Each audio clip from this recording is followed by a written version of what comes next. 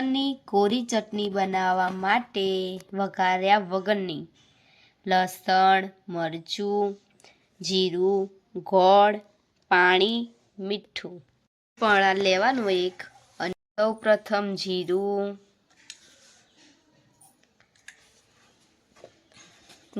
લેવાનું સૌ પ્રથમ, પછી મીઠું, જીરું અને મીઠું ટીચી દેવાનું. જીરું અને મીઠું આવું ટીચી દેવાનું. એડ કરવાનું. એડ કર્યા પછી ટીચી દેવાનું લસણ અને જીરું અને મીઠું ટીચાઈ ગયું છે મસ્ત. તમે બી આવી રીતે ટીચજો. આપણે ગોળ એડ કરીશું. ગોળને બી ટીચી દેવાનું. મસ્ત ટેસ્ટ આવે એટલા માટે ગોળ એડ કર્યો છે.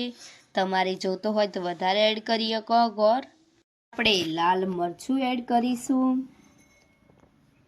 તમારે ચટણી જેટલી જોઈતી હોય એટલું મરચું એડ કરી શકો તમે. બધું ચમચીથી મિક્સ કરી દેવાનું.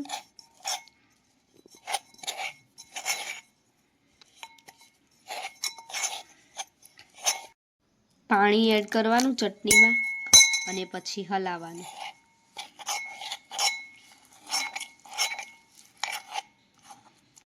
ચટણી રેડી છે. લસણની વઘાર્યા વગરની ચટણી.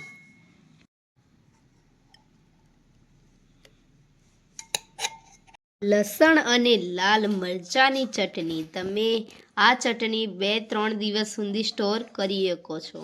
બહાર ફરવા જાઓ તો બી બનાવી શકો, બગડશે નહીં 2-3 દિવસ સુધી. ઢોકળા, થેપલા, માલપુઆ બધા સાથે ખવાતી લાલ ચટણી.